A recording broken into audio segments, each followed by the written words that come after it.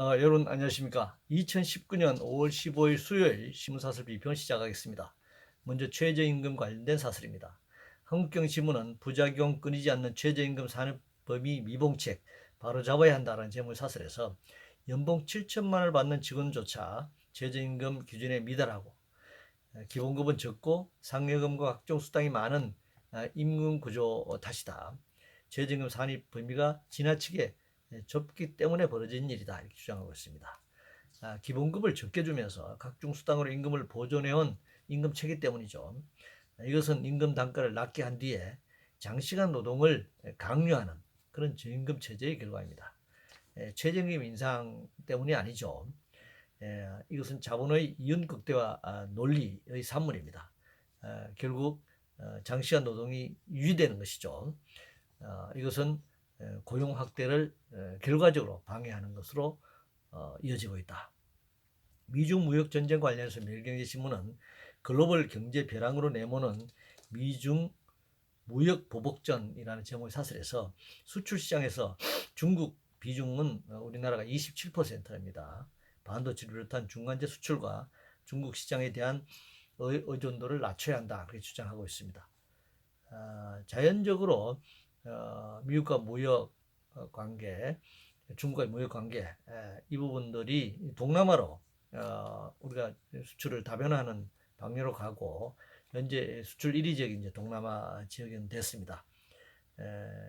중국과 미국 수출 의존도를 낮추는 것 이것만이 해결책은 아니고 총생산에서 차지하는 수출 의존도가 굉장히 높은 상황이기 때문에 이것을 낮추면서 수출만이 아니라 내수시장과의 균형을 이루는 그런 체제 계획이 필요하다 이렇게 생각합니다. 재벌 관련해서 매일경제신문은 신동빈 회장 백악관에서 맞은 트럼프 한국은 이렇게 해본 적이 있나 라는 제목의 사설에서 미국 루이지애나주 석유화학 공장에 31억 달러 3조 6천억 원을 투자를 이제 결정했나고 합니다. 롯데가. 그러니까 트럼프 대통령이 과감하게 신동빈 롯데 회장을 맞은 거죠. 트럼프는 과감하게 규제를 풀고 법인세 최고 세율을 35%에서 21%로 낮추는 등 친기업 행보를 보이고 있다. 그 반면 그런데 우리나라는 대려 법인세율을 높이는 그런 방향으로 역행하고 있다 이렇게 이제 비판하고 있네요. 결국 이 논리는 재벌의 특혜를 주라는 것입니다. 그리고 롯데의 경우 신동빈 회장이 트럼프와 만난다. 한국에서 돈 벌어가지고 미국에 투자하는 재벌에게 미국 대통령이 좋아하겠죠. 한국 돈을 가져가니까 말이죠. 그런데 당연히 한국에서 번 돈에 대해서 한국에서 세금을 부과하는 문제와 미국에서 그냥 공돈을 수조원을 가지고 오는데 거기에 해외 투자자를 유치하는 과정에 혜택을 주는 것 이것은 똑같은 관점에서 볼 수는 없는 것입니다. 이 법인세의 비교도 마찬가지로 미국과 한국을 세제 하나만으로 비교해서는 안 되는 것이죠. 세제의 경우에도 종합적으로 판단해야 되고 다른 투자 여건과 관련된 여러 가지 제도를 종합적으로 비교해야 한다. 또 유리한 것만 딱 떼내가지고 비교할 수는 없는 것입니다. 주 52시간 관련해서 조선일보는 결국 버스요금 인상, 국민의 부담 증가 말고 주 52시간 재검토를, 동아일보는 버스는 시작에 불과한 주 52시간 혼선이다. 이 주 52시간 문제가 버스뿐만 아니라 여러 곳으로 확산될 것이다. 그런 주장을 하는 거죠. 한국경신문은 납세자는 화수분이 아니다. 라는 제목의 사설에서 준공영제가 전국적으로 확산되면 연간 추가 비용은 1조 3,433억 원이 추가될 것이고 여기에 세금이 투입돼서는 안 된다. 그러니까 보수요금 올리려면 올리지만 세금은 안 된다. 그런 지금 주장을 하고 있는 겁니다. 이 주 52시간으로 제한했기 때문에 이런 버스 대란 문제가 일어났다. 이렇게 봐서는 안 되는 겁니다. 근로기준법이 정한 법정 노동시간 주 40시간이죠. 그동안 52시간을 넘어서서 운수업의 경우에는 훨씬 더 많은 장시간 노동을 해왔습니다. 그래서 노동시간 단축을 하게 되면 보수 노동자를 정원해야 합니다. 그리고 임금 추가 부담은 보수요금 인상이 아니라 보수 공용제를 채택하면 필요한 부분이 재정으로 투입돼야 합니다. 공공부문, 공공운수 부문의 경우에 국가가 전형적 지원을 통해서 서민들의 대중교통의 을 편리하게 하고 또 저비용으로 편리한 발휘돼 줘야 합니다. 그것은 당연하게 정부 재정을 확충해야 하는 것이고 정부는 조세 부담률을 높여서 부자와 재벌들에게 지금보다 더 많은 최소한 OECD 평균 이상의 조세 부담률로 재정을 확충해야 합니다. 뭐 몇 조 추경을 예산하거나 이런 방식으로 해서는 안 된다라고 생각합니다. 선거제도 관련해서 조선일보는 문 대통령 야 협조 요청 앞서 선거제 강제 변경 폭거를 접어야 한다라고 주장하고 있습니다. 제대로 된 선거제가 되려면 연동형 비례대표제가 아닌 전면 비례대표제로 가야 한다. 그래야 현재 부패한 지역정치 구도도 바꿔낼 수 있고 그리고 사표 또 예방할 수 있고 또 소수의 그 진보 좌파 정당들도 진출할 수 있어서 정치 발전에도 훨씬 더 기여할 수 있다 이렇게 생각합니다. 자동차 관련해서 조선일보는 10년 뒤 내연차 5분의 1 된다는 걸 아는 노조 맞나? 라는 제목의 사설에서 현재 저생산성과 고임금 그리고 파업 이 부분을 이제 지적하고 있습니다. 매일경제신문은 차 산업 위기 인정하면서도 변할 줄 모르는 현대차 노조를 역시 같은 내용으로 비판하고 있습니다. 노조가 자동차 산업 위기를 인정하면 걱정하면 그럼 노동자들의 고용을 보장할 것인가요? 이 자생산 시스템 구조가 전면적으로 바뀐다라고 하는 것은 전면적 구조조정을 하겠다는 것이고 그것은 기업의 이윤을 새롭게 창출할 수 있는 방안으로 생산 시스템과 인력 충원의 인력 구조를 짤 것입니다. 그럼 노동자들 생존권에 고용 불안과 생존권에 휘말리게 될 것이기 때문에 노동자들은 고용과 생존권을 지키기 위해서 당연하게 투쟁하게 되는 것입니다. 이 자동차 산업 위기를 왜 노동자들에게 책임을 전가하고 노동자들이 그것을 당연히 고스란히 받아들여야 한다 이렇게 주장하는지 알 수 없고 또 그것을 노동자들이 받아들이지 않을 것입니다. 그럼 지난 수십 년 동안 지금의 생산 체제에서 엄청난 이윤을 얻은 자들이 과연 누구인가? 누가 이 부의 노동자들의 피땀 흘린 부의 가치를 독점해 갔는가 하는 점을 되돌아볼 필요가 있다고 생각합니다. 탈원전 관련해서 중앙일보는 한전 사상 최대 적자 이래도 탈원전 고집할 텐가 라는 제목의 사설에서 올 1분기에 무려 6,299억 원 영업 적자가 발생했다는 겁니다. 월성 1호기 가동 중단으로 이 적자가 훨씬 더 늘어났다고 주장하고 있습니다. 문화일보는 최고 에너지 기업의 취약 적자 안긴 탈원전 당장 접어야 한다라는 제목의 사설에서 전기료가 오르면 가게 살림이 위축된다. 기업의 해외 이전을 재촉할 것이고 이것은 백해 우리나라 경제에 나라의 백해 무익한 짓이다. 탈원전이 그렇다라고 주장하고 있네요. 그런데 월성 1호기 폐쇄 때문에 발생한 적자라면 당연한 것 아닌가요? 가동 기간이 다 끝났고 더 이상 가동할 수 없는 당연히 폐쇄돼야 하는 그 기준연에 끝났기 때문에 그건 당연히 폐쇄되는 겁니다. 그렇다면 그 폐쇄 때문에 적자가 늘어났다라고 하면은 공기업으로서 정부가 그것은 예산을 재정을 투입해야 하는 것입니다. 그리고 공기업이 적자를 자꾸 얘기하는데 그럼 흑자를 이익을 남기려면 간단하죠. 가정용 전기가 됐든 산업용 전기가 됐든 전기를 인상하면 되는 겁니다.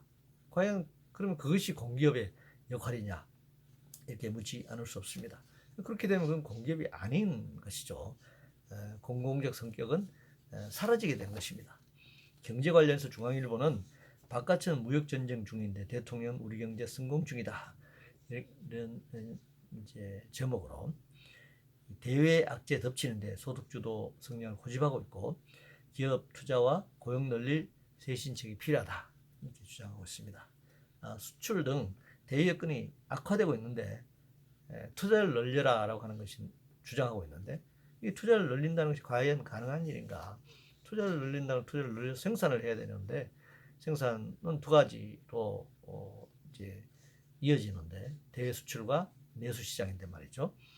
대외 여건이 악화되고 있는데 생산을 계속할 수 없는 것이잖아요. 수출의 한계가 있는 것이고 내수 시장은 역시 저소득층의 소득이 인상되지 않는 한 내수 시장은 확대될 수가 없는 것입니다. 따라서 그와 연동된 투자만 고용이 늘어난다라고 하는 것은 결코 앞뒤가 맞지 않는 굉장히 비현실적인 그런 주장이다라고 얘기할 수 있습니다.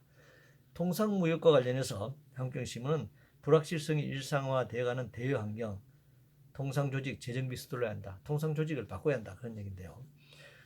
어떻게 바꿔야 하느냐. 이 사설은 미국을 습득할 수 있는 다양한 채널과 방식, 전략개발, 정부와 기업 간 긴밀한 협력체제 구축, 이제 미국하고 친하게 지낼 수 있는 조직체계, 인사들로 바꾸라는 얘기죠.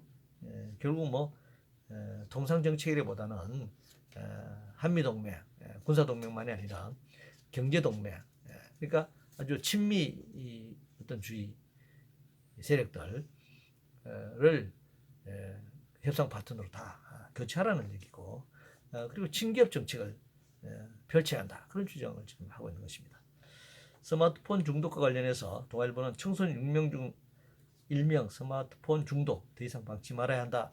제목의 사설에서 스마트폰에 중독되면 학업성 지도가 저하되고 무분별한 디지털 약어와 언어 소구가 난무하고 읽기 능력이 퇴보하며 건강이 악화되고 자기 통제력이 상실된다. 라고 지금 지적하고 있습니다. 지금 우리나라 스마트폰 중독은 청소년뿐만이 아니라 전 국민이 여기에 지금 빠져들고 있죠. 지금 상당수 사람들이 걸어다니면서도 핸드폰을 쳐다보고 있습니다. 굉장히 위험한 상황들이 많이 발생하죠. 대중교통을 타보면 전부 스마트폰을 다 쳐다보고 있습니다. 그 청소년들만 중독된 것은 아닙니다. 그런 청소년들에게 스마트폰 중독을 막는 방법 어떻게 막을 것이냐라고만 막는 방법을 찾는 것이 아니라 놀이나 문화, 체육활동 늘리는 다른 방향을 찾는 그러니까 시험과 회계적 수업에 지친 학생들이 틈만 나면 이 스마트폰의 세방감을 찾는 것인데 그러니까 현재 학교 교육 제도, 교육 시스템, 학교 교육 내용들을 전면적으로 교체해서 스마트폰에 빠지는 시간들이 이런 공동체 문화, 공동체 놀이, 예술활동으로 전환될 수 있다라면은 이 스마트폰에 빠지는 시간을 줄일 수 있을 것이다. 이렇게 생각합니다. 고용과 관련해서 문화일보는 더 나빠진 20대, 30대, 40대 고용, 현실 맞게 경제정책 바꾸라라는 제목의 사설에서 문재인 대통령은 14일 중소기업인 대회에 참석해서 최저임금 탄력 근로제, 주 52시간 근무제 등 사회적 대타협이 필요한 사안에 대해 기업인들 목소리에 더 귀 기울이겠다 이렇게 주장한 내용을 지금 싣고 있습니다. 그러면서 현실에 맞게 경제정책을 바꾸라 이렇게 주장하고 있는데 주 52시간제 보완을 말하면서 탄력근로제 확대 실시를 통해 노동시간을 연장하는 것이야말로 고용을 더 어렵게 하는 얘기죠. 주 52시간을 주 40시간 법정 노동시간, 근로의정한 법정 노동시간으로 가져가는 것이 일자리를 고용을 확대하는 것이지 주 52시간, 주 40시간, 주 52시간을 가고 그것도 노동시간이 단축이라고 운운하면서 탄력근로제를 통해서 확대를 통해서 더 장시간 노동으로 가져간다고 하는 것은 이게 고용정책이냐 고용축소정책이냐 이렇게 묻지 않을 수 없고 고용정책이라기보다는 자본의 이윤 극대화 정책이다 이렇게 말할 수 있습니다. 4대 강보 관련해서 문화일보는 보개방 피해 첫 배상 결정 철거도 개방도 안 된다 라는 제목의 사설에서 지하수 고갈로 초래한 피해 보상 요구의 60%를 이번 농민들에게 지하수 고갈된 보호를 열었을 때 물이 차 있던 그 지역에 강물이 수위가 낮아지면서 그 주변에 지하수로 스며들어왔던 이런 지역에 농사를 지었던 농민들이 피해 60% 보상하라는 이제 보험 판결이 났다는 겁니다. 근데 만약에 보호가 없었다면 그 높이 지하수가 스며들지 않았겠죠. 당장 그러나 보호 이후에 농민들 그 조건에 맞게 농사를 지었고 또 그 스며드는 지하수로 농사를 지었기 때문에 또 지금 피해를 봤다면 뭐 보상하는 것은 당연하다고 생각합니다. 그러나 보건설 이후에 물이 차면서 생기는 지하수 문제와 4대강 보를 철거해야 하는 이유를 같은 비중으로 다루거나 비교할 수는 없는 것이다 이렇게 생각합니다. 그 피해를 본 농민들에게는 보상은 해줄 수 있는 문제지만 이 4대강의 보가 가져오는 환경지향, 환경 파괴 문제는 그것과는 비교할 수 없는 장기적으로는 보상할 수조차도 없는 인간이 해결할 수조차도 없는 그런 상황에 직면할 수도 있다라는 사실을 비교 대상이 안 된다라는 사실을 인식할 필요가 있습니다. 이상으로 2019년 5월 15일 수요일 신문사슬 비평을 모두 마치겠습니다.